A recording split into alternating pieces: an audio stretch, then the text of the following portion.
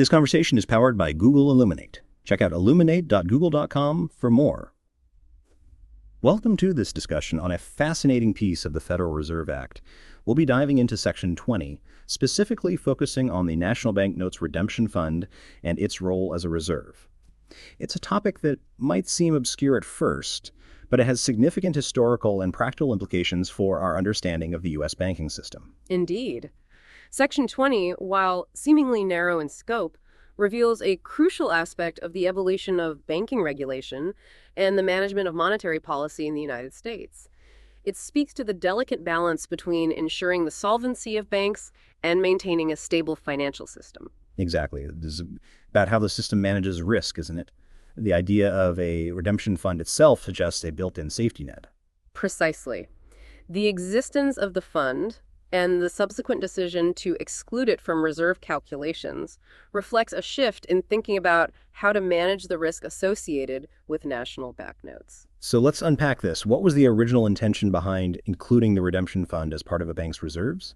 Initially, the inclusion of the redemption fund in a bank's reserves was likely intended to provide an additional layer of security.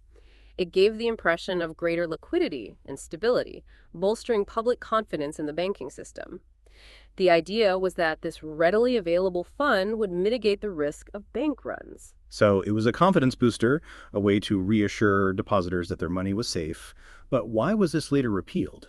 The repeal reflects a more sophisticated understanding of reserve requirements and risk management. Including the redemption fund artificially inflated a bank's apparent reserves, masking the true level of liquidity. This could lead to a false sense of security and potentially encourage riskier lending practices. That's a key point. It's about the accuracy of the information used to assess a bank's financial health. A more transparent system is a safer system. Absolutely. The repeal forced banks to maintain genuinely higher levels of liquid assets, strengthening the overall resilience of the banking system. It shifted the focus from a superficial measure of reserves to a more accurate reflection of a bank's ability to meet its obligations. So it was a move towards greater transparency and a more robust regulatory framework. This seems to be a recurring theme in financial regulation, the constant evolution of best practices. Indeed. The context of the late 19th and early 20th centuries is crucial. The banking system was still relatively young and prone to instability. The changes reflected in Section 20 represent a learning process, a refinement of regulatory tools to address the challenges of a developing financial system. It's fascinating to see how these seemingly small changes in legislation reflect broader shifts in economic thinking and regulatory approaches. The principles underlying Section 20 remain relevant today.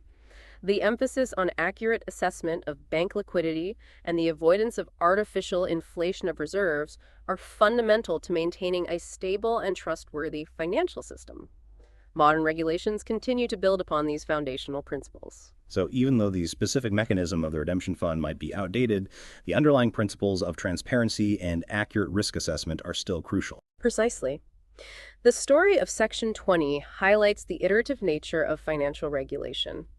Regulations are not static, they evolve in response to changing circumstances and a deeper understanding of the complexities of the financial system. It's a reminder that regulatory frameworks are not set in stone, but rather living documents that adapt to the challenges of a dynamic economic landscape. The importance of transparency cannot be overstated.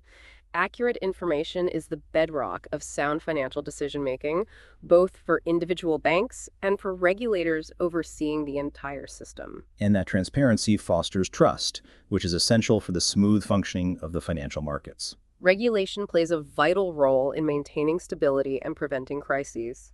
The evolution of regulations, as exemplified by Section 20, demonstrates the ongoing effort to refine and improve the regulatory framework. It's a constant balancing act between fostering innovation and ensuring stability. One of the key lessons from Section 20 is the importance of regularly reviewing and updating regulations to reflect changes in the financial landscape and advancements in economic understanding. It's a testament to the need for continuous improvement and adaptation in the field of financial regulation.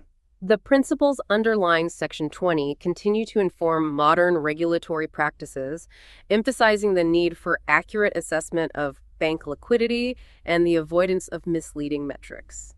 So the legacy of Section 20 continues to shape the way we think about banking regulation. In conclusion, Section 20's repeal underscores the importance of accurate and transparent reporting in maintaining a stable financial system. The evolution of banking regulations is a continuous process of learning and adaptation. It's a fascinating example of how regulatory frameworks evolve to meet the challenges of a dynamic financial landscape. The story of Section 20 serves as a valuable case study in the ongoing evolution of financial regulation, highlighting the importance of transparency, accurate risk assessment, and the iterative nature of regulatory reform. That was a great discussion. Thank you for sharing your expertise.